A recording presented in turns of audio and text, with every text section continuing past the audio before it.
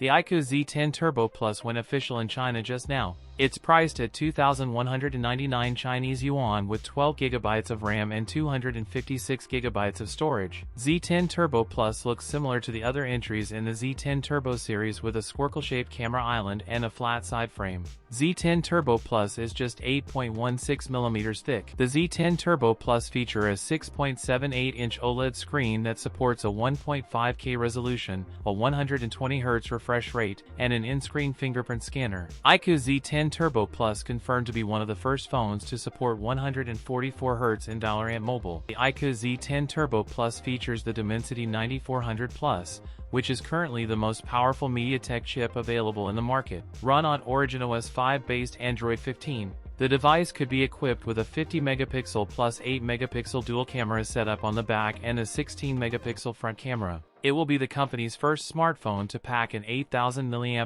battery. Support 90W fast charging. That's it for today's video. If you enjoyed it, don't forget to like, comment, and subscribe for more content. Thanks for watching, and I'll see you in the next one.